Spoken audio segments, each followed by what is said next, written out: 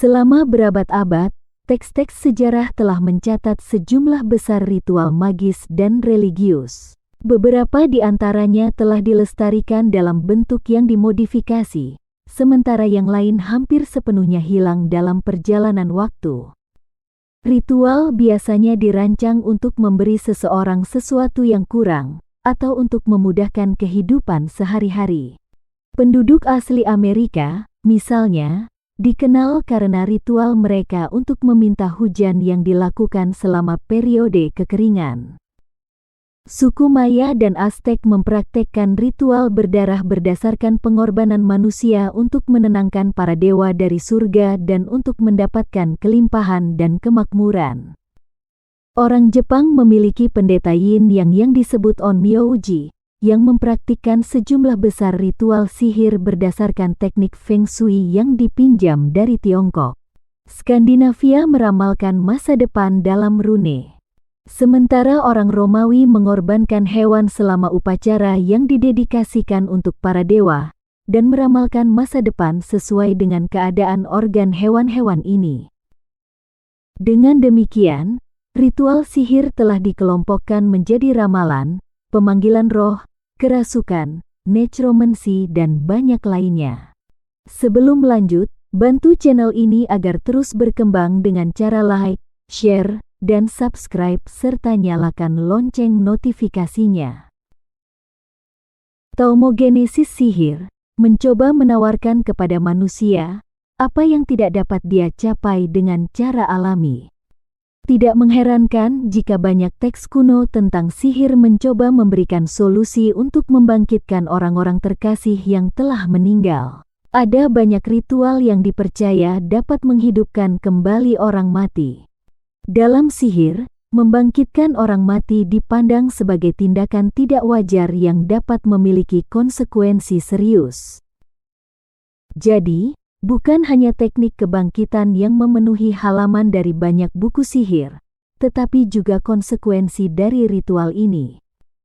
Taumogenesis diyakini menjadi salah satu konsekuensi tersebut. Taumogenesis mengacu pada proses di mana iblis diyakini diciptakan melalui teknik kebangkitan. Hal ini berarti jika mantra kebangkitan digunakan, dua lubang dibuat dan dua entitas spiritual dapat memasuki dunia makhluk hidup. Salah satu entitas ini adalah roh makhluk yang akan dibangkitkan dan yang kedua, entitas yang bersifat iblis. Dalam kasus di mana ada tepat satu lubang yang terbuka, sisa energi iblis dari dimensi lain dapat melekat pada entitas spiritual yang dipanggil untuk menyeberang ke dunia makhluk hidup untuk dibangkitkan. Saat mencapai dunia kehidupan, energi iblis sisa dapat menghasilkan penciptaan iblis baru. Setelah mantra kebangkitan selesai, dua entitas yang telah menyeberang dikatakan terhubung pada tingkat keberadaan. Sehingga jika individu yang dibangkitkan mati, maka iblis baru juga menghilang. Selain itu, diyakini bahwa keberadaan iblis baru itu bersifat sementara, yang berarti bahwa iblis itu tidak akan ada lagi kecuali jika berhasil menjelma atau membunuh individu yang dibangkitkan untuk memutuskan hubungan. Karena mantra kebangkitan berurusan dengan mengubah tatanan alam dengan cara membatalkan kematian, maka taumogenesis dapat dilihat di sini sebagai konsekuensi alami yang ekstrim atau sebagai hutang yang harus dibayar.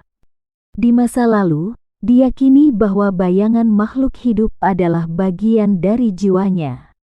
Dalam banyak bahasa, kata bayangan juga mengandung arti roh. Dengan demikian, banyak praktik dan ritual telah dikembangkan untuk mempengaruhi makhluk melalui bayangannya. Segala sesuatu yang terjadi pada bayangan seseorang dikatakan bisa dirasakan di tubuh fisik. Bayangan itu dilihat sebagai jiwa orang tersebut dalam manifestasinya yang hidup. Ketika bayangan tidak terlihat, jiwa itu telah mundur ke dalam tubuh untuk memasuki keadaan hibernasi sementara. Jika bayangan muncul kembali, diyakini bahwa jiwa keluar dari tubuh dan mendapatkan konsistensi.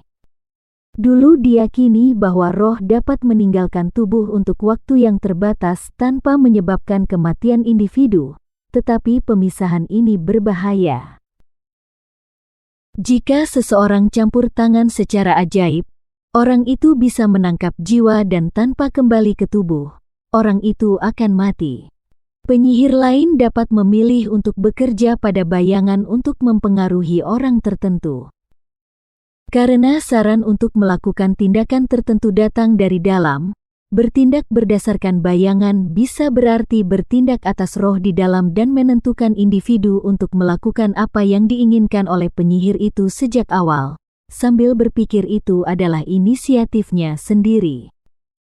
Mengikuti prinsip yang sama, beberapa suku Afrika percaya bahwa seseorang dapat dibunuh dengan melemparkan tombak ke bayangannya, dan mimpi dipandang sebagai ingatan yang tidak jelas tentang perjalanan roh di malam hari. Demikianlah pembahasan video kali ini. Jangan lupa untuk like, share, komen, dan subscribe.